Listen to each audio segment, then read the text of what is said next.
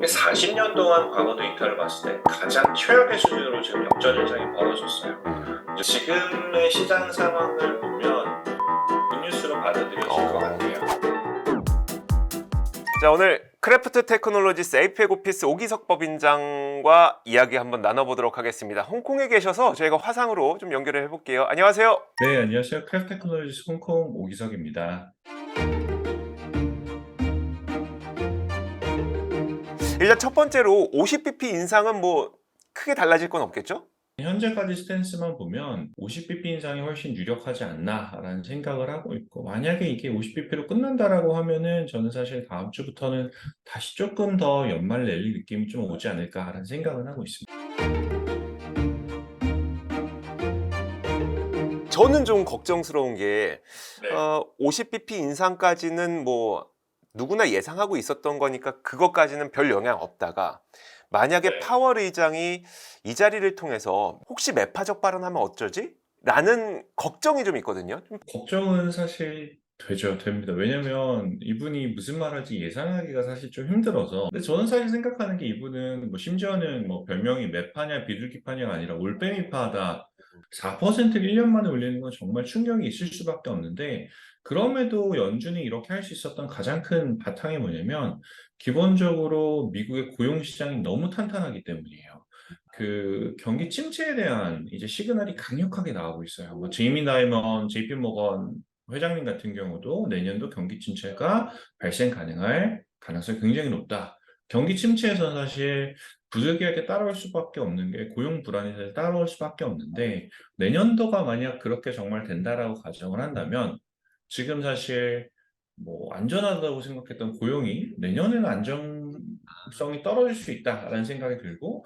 쉽게 생각하면은 이제 내년에 정말 경기 침체가 오게 된다면 결국 고용 시장의 불안이 내년에 시작될 수 있는데 그런 불확실성을 안고 있는 상태에서 금리 인상을 너무나도 빨리 하기에는 파월 의장도 좀 부담이 있을 테니 비둘기파적인 발언이 있지 않을까 이 얘기네요.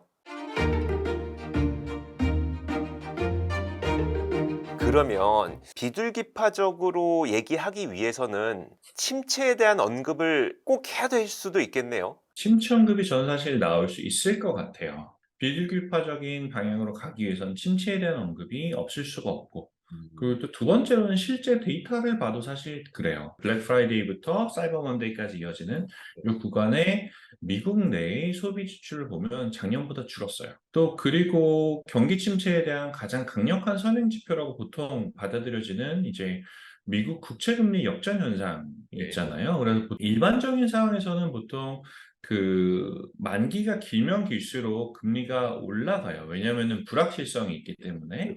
사실 투자하는 사람 입장에서 내가 2년 빌려주는 거랑 10년 빌려주는 거랑 느낌이 다르죠. 그래서 보통 장기물이 금리가 더 높은 게 일반적이에요. 근데 이게 지금은 그게 오히려 장기물이 약 한 83bp, 그러니까 0.83% 정도 낮거든요.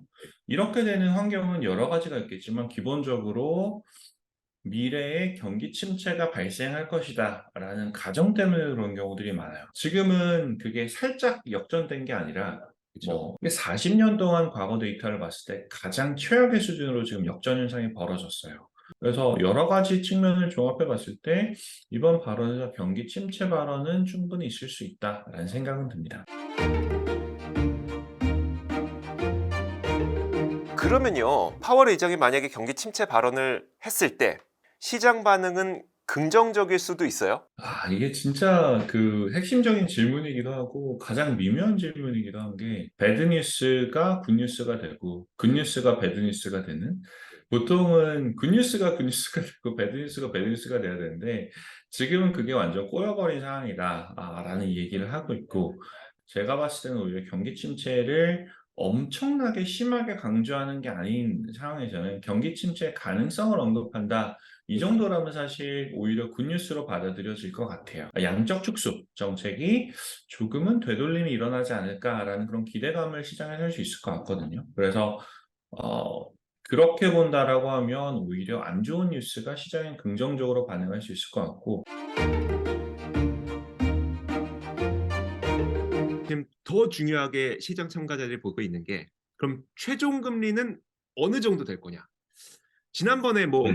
회상 말고 파월 의장은 5.2%까지 얘기했는데 더 높아질 것 같으세요? 아니면 그냥 그 정도 수준은 좀 유지할 것 같으세요? 최종 금리에 대해서는 시장 참가자들의 시각이 거의 비슷한 것 같아요.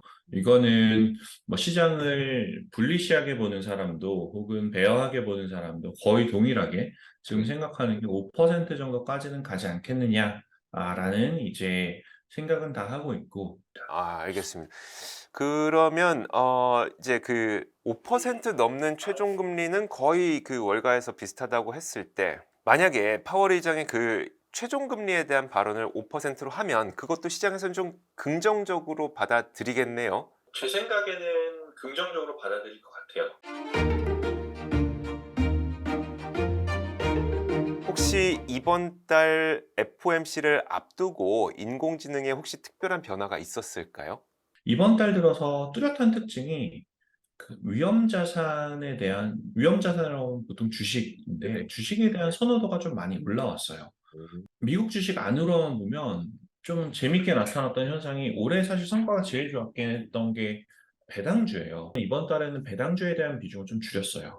오. 줄이고 정말 1년 내내 항상 언더웨이트하고 있던 줄이고 있던 기술주를 드디어 늘려서 저도 개인적으로 좀 기대를 하고 있습니다. 근데 저희 방송에서 종종 말씀드렸던 MVQ라고 저희 가치주 ETF가 있어요. 이거는 가치주 전략인데 가치주 나머지 펀드랑 비교하더라도 한 15% 가까이 올해 들어서 초과 수익이 좀 나고 있어요. 근데 이게 이 비결이 뭐냐면 이 모델을 올해 사실 쭉 봤을 때 금융주에 베팅을 많이 하고 있었었고요. 금융주 안에서도 보험주는 일반적으로 금리 인상이 있는 구간에 음. 안정적인 수익을 낼 수 있는 종목들이라고 말을 많이 해요. 올해는 그 연초에 이제 글로벌 IB에서 제일 중요하게 얘기했던 것 중에 하나가 인플레이션이 발생하기 때문에 가격 협상력이 있는 종목에 투자해야 된다라는 걸 많이 했거든요. 근데 대표적으로 이런 보험업이 가격 협상력이 있어요. 사실 저는 가입할 때는 제가 뭐 고객님 감사합니다라고 가입시켜 주지만 그 매년 인상폭은 제가 결정할 수 있는 게 하나도 없잖아요, 사실. 그러네요, 그러네요. 그러네요. 그래서 이제 보험회사가 올해 굉장히 좋았었고요, 미국에서는. 그리고 또 IT를 굉장히 줄였었어요. 작년 11월부터. 네네. IT 비중을 거의 제로에 가깝게 가져가다가 그 MBQ 모델에서도 이번에 IT 섹터들이 들어오고 있는데 재밌는 게 초대형주들이 들어오는 게 아니라 저는 한 번도 못 들어봤던 중소형주들이 에너지 관련해서 아까 60% 올랐다고 말씀드렸잖아요. 저희 모델이 올해 제일 크게 섹터로 봤을 때 많이 가져가던 게 에너지였어요. 그래서 뭐 에너지 섹터를 벤치마크 대비 상대적인 벤치마크 대비 한 두세 배 이상 더 많이 담아갔거든요. 저희 네. 모델이. 네.